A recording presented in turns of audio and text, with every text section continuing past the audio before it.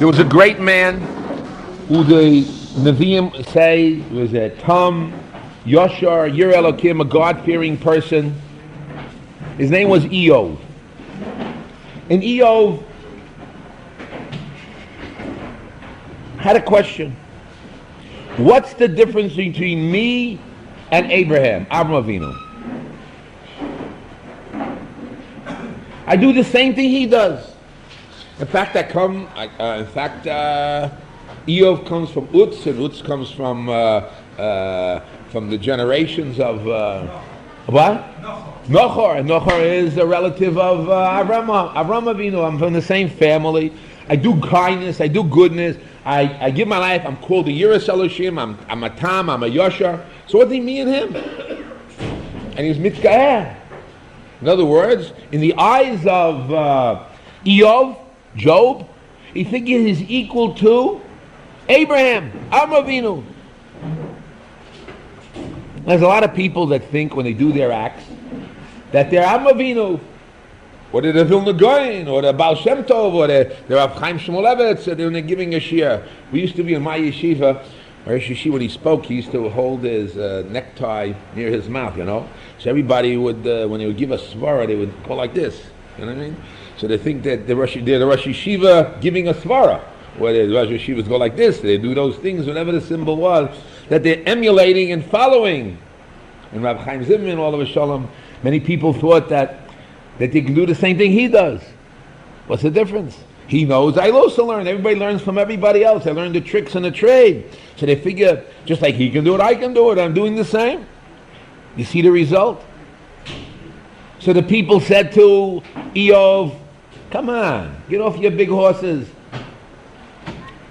You're nowhere near Abraham. Now there were two other people who also tried to emulate Avraham Avinu. One was called Haran.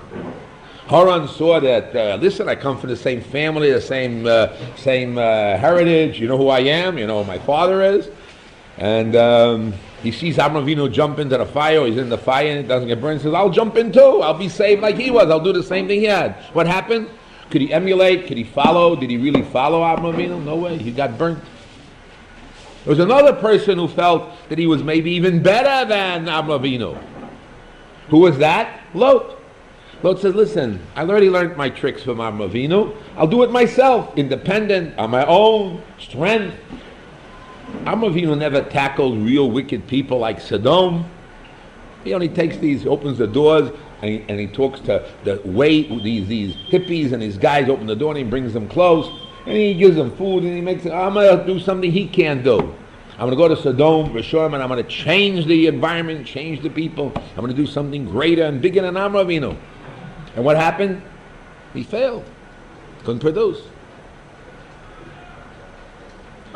Now, what's the difference between Avraham Avinu and Iyov? I don't want to get involved with Avraham Avinu and Lot, and Avraham Avinu and Haran. Which other Chazals talk about? This Chazal talks about this. They say they want to imitate, but it's only an imitation. It's not this stuff. And I'll explain you why. So Chazal say that Iyov, when you open the door for poor people, it's only when they come to your door. Only when you come to the door. But do you have pain? And in your internal fiber of your inner being, you go out of your way and it bothers you if you don't have visitors? When you have visitors come to the house, there's nothing greater. You can put on the best show. Like the Arabs. They come into the house, fadal, you come in, you go out, they take a knife and they stay in the house, friendly, warm, outside, no. So the question is, what is the internal structure of your feelings and your emotional being when you don't have visitors? You're happy, relieved. When you have visitors, you want visitors. Do you go out of your way to search and feel bad if you don't have a visitor? The Hasidim are in a certain way. What do they do when you come to a shul, a Hasidic shul? Everybody says, we have a place to sleep, a place to eat. You come to my house. You go to certain other synagogues, and they tell over the joke. There was this fellow whose name was David. Right. His name was David. And he gave this long speech in shul for about an hour and a half, and everybody had to go home to eat. They're hungry. So he gave a whole speech in the shul, and he spoke, and people just waiting till he finishes it, just gave respect. And there he is at the end of the shul, waiting for somebody to take him home. And nobody's there to take him. So he doesn't know what to do. So he's in Yiddish, so somebody said to him, listen, he says, what about, he got a little aggressive, and he said to them, listen, why don't somebody ask me to take me home? So the guy says, listen, you said such wonderful words of Torah that you don't have to eat, because the Magen Avraham holds that you can be yotze food by learning Torah. So the Mela, you already such wonderful Torah, you already be satiated, you're in a soul, you don't have to eat food. So he pats his stomach. In Yiddish, the Magen is the stomach. Oh, but the Magen David zogt that you have to take people home. The Magen Avraham is the one on the side of Shulchan Aruch, and Magen David talks to the side. The question is, people, they go out of their way and feel bad about not doing chesed, kindness, mercifulness. People do kind. Most people are kind. Most people ask them for a cigarette, they give you a cigarette, take me down a block, do a favor. Why shouldn't you do a favor? Nobody's real mean, and unless they are, but most people are not mean and hard. But they're good. But are they in the same qualitative way as Avraham Avinu internally?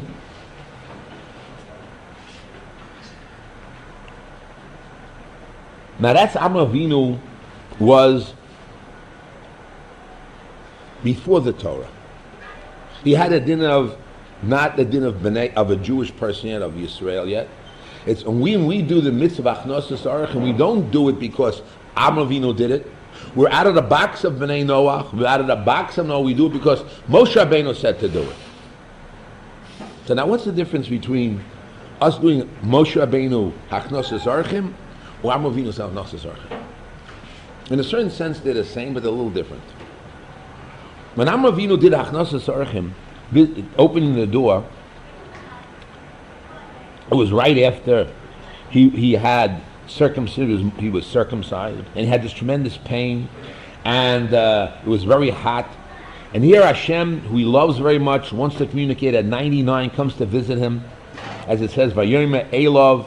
Iyov meaning not to Avraham, but Iyov as the act, the function of what God's visiting, which is Hachnosas Arachim, Biko Cholim, to people who are sick, to visit the sick. And Hashem now visits him. How should you feel? So in the social relationship, Hashem is there, and you're receiving. Now you're getting the godness, all the attention from God that He's visiting you. And now all of a sudden you say, "Goodbye, God. I'm not going to do Hachnosas Arachim." So most people in their books they write, which is wrong, that it's between man and God and man to man. So you say man to man is greater than man to God, and therefore you said goodbye to God, and He has to go. That's Chas v'Shalom. That's not the way. What did happen was that Avraham Avinu, we explained, had a problem of communication. He knew that his goal, since he's a microcosm of the world, and he happens to be the dignity and honor of God, the whole world was created for man, and man is created in the image of God. And therefore, the purpose to give honor to God and follow His ways, just like He's merciful, we have to be merciful. He's kind, we have to be kind. So therefore, there's nothing greater than the goal of a person who has free choice to be able to, on his own, bring into the world the will of God into the world. And therefore, that was his goal. Bring God into the world and the will of God into the world. He has to communicate. Communications, packaging, way how to do it. So he said, if I will have milah, if I will have a circumcision, I'll be different than the Gentiles. I'll be entitled. So how can I then communicate? They'll say you're different, you're radical. How can we relate to you? You're in the clouds. We are in the earth. How can you communicate? So therefore, he went to Mamre and asked him, "What should I do?" And Mamre says, "Don't worry. Go do it anyway. If this is God's will, do it anyway, and somehow magically it'll happen." even though he knew, Mamre knew, that if he'll do Mila, then already Mamre himself won't be able to be a friend anymore, because they'll be different, although later on Mamre did circumcise himself. So Avraham Avinu, it says in Yalkut Shmoni at the end of the Parshas Lech Lecha, Avraham Avinu says, after he's circumcised, he says, what did I do? Until now, I was able to communicate with the people. Relate. Now I'm different. People won't come to me anymore. My doors will be closed. How will I bring the word of God, which is my function? So God says to him, don't worry, I will visit you. And therefore he visits him. As God visits him, what does he do? He says, goodbye, God. He doesn't say goodbye, God. He says, now I understand, God, you visiting me, and therefore it says there that God says to him, according to Rashi, that when you're going to judge people, you'll sit down, I'm with you. I'm with you. You can sit down in judgment, and I'm with you. I am with you. So now he understands that. Now when he does the new Maisa, this new act of Hachnosas Erchem, the new act of helping open the door to people, it's not just he's doing it from his mind as a human being, he's now doing it with Hashem. Together they're doing Hachnosas Erchem, they open the doors for the visitors. That's good pre-Abraham. Abraham's time. But once we got the Torah and Har Sinai, it is another dimension. We have a mitzvah has kedusha, has holiness, has spirituality. So therefore it has it's called a tzivui. It's a commandment, and the commandment has in it holiness of kedusha, of holiness. So therefore, before then, when Avraham was doing it, although God was with him, it was done without the tzivui Hashem, without the commandment of God. And then God was with him, but he did with all his heart, his whole being, who he was.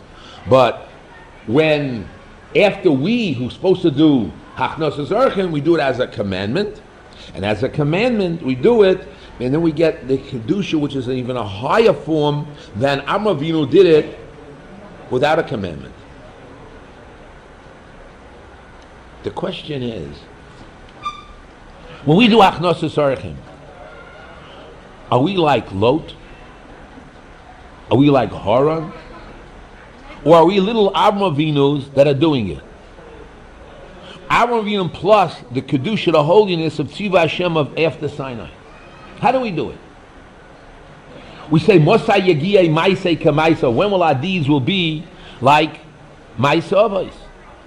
And what did he do with this? We know it says in the end of Perek Hey in Pirkei Avos that Lefi Tzara Argo.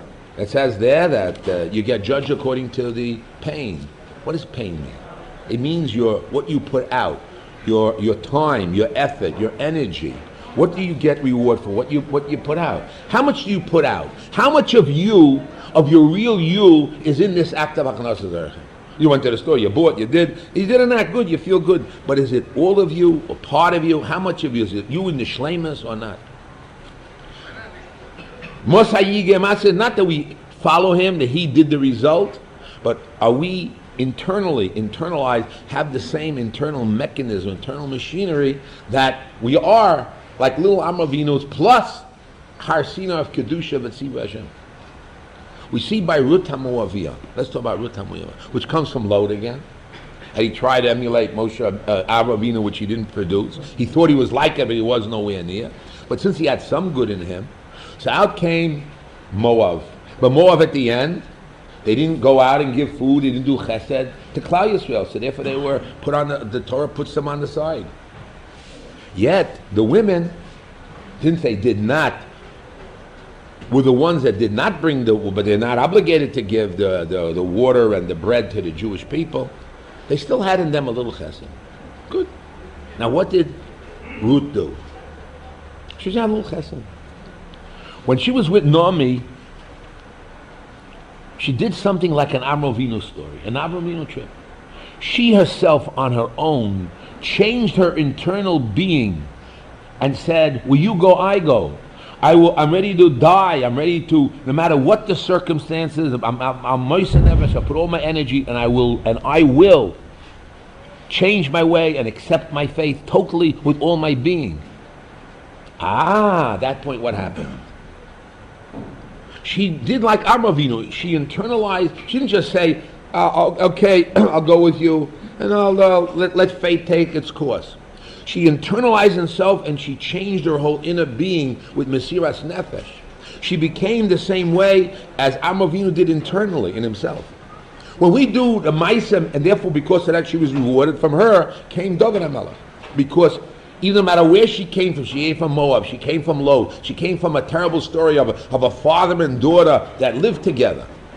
Yet, if you internalize your internal being and change your internal fabric of totally dedicated to HaKadosh Baruch Hu with all your being, then already you're in the Madreg, you're already now a little Avraham Avinu. Not you're following his ways like Horan, or following way like Lot, and you're trying to emulate, and you smoke a cigar, you see rich people smoke cigars, you now smoke a cigar and you dream like the rich man does, because that's what rich people do, and you have a limousine, you have all these things, you have an office, say to mail, I'm acting like them. No, you have to have internalized how the headspace of the being, of the internal being, of how a rich man thinks and what he does. When you want to be a Talmid Chacham, what's the shot of Talmid Chacham?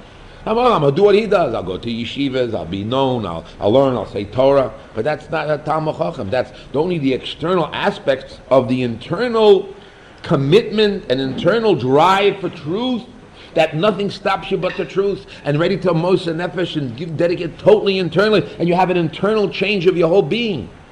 Now, mainly you have the internal qualities, and you are that Talmid Chacham is supposed to be. Now, mainly the result takes place. And being like Avraham Avinu. Internally, you got not to follow his ways. He does chesed, I do chesed. The Arab is also chesed. But to internalize it totally and change your whole internal being. And the way he did it, recognize HaKadosh Baruch Hu, that he is the master universe, and that we are the center, and we are creating the image of God, and our function is only to give God his glory and do his way, and there's no other function. And lakach notzor, that's what we're created for. And there's no cheshbon, no thing of reward and punishment. I'm going to learn Torah and I'll become the Rosh Yeshiva and I'll become great. And how great I'm going to get money and how I'm going to do it. All those things. That's not the story. That you love to teach Torah and you want to spread the Torah to people. But that's your whole being. There's nothing else. The only thing is Torah and Torah. The only thing is to do chesed. There's nothing else. It's your whole being. It's not how much money and what I'll get out of it and what's in it for me. And I'm there. Where's my kavod? Because we know, hakavod. Bataiva, Bakina, Moitzion takes a man out of the world.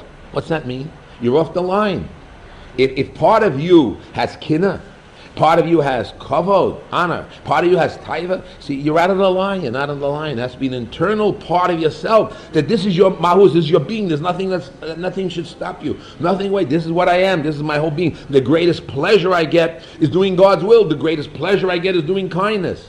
And therefore, with that great pleasure, so what if I have pain of Mila being circled? So what if it's hot? So what if, whatever it is, I'm ready to give up everything for my destiny, my integrity, for my destiny, to what I have, to do God's will. That's all it is. And learning Torah is only part of getting close to God, like I'm getting close to God, to do God's will. It's not I'll be a Talmid Chacham, I'll get this, I'll get my child married off, and this and that, and a whole social values of what you are and what you want to be. And everything is political. You have Torah politics and you have politics of government. There's religious politics. Religious politics. Where am I? Who's going to be? Covered, all these type of things. So therefore, Ruth Hamowi, no matter what she was able to change her whole being and reach the stage of exactly where Avraham Avinu was. Avraham Avinu came from a house of idol worship. He was able to change his internal being. And that's what God, we want to be little Moshe Rabbeinu's, little Avraham Avinu's, with Kedusha of the mitzvah, another step, a higher step. The question is, not there to do what they did, but to internalize and to be them, to be in the internal same structure of total dedication, total desire of the destiny of the God and the Jewish people in the world, and put our whole being for that, with integrity, whatever it may be. This is what we talk about. This is what we talk about a Talmid Chacham. This is what we talk about Avraham Avinu. Many people try to duplicate and follow, but what are they following? What are they doing? What acts are they doing? They go through motions. 1,000 go in and one goes out.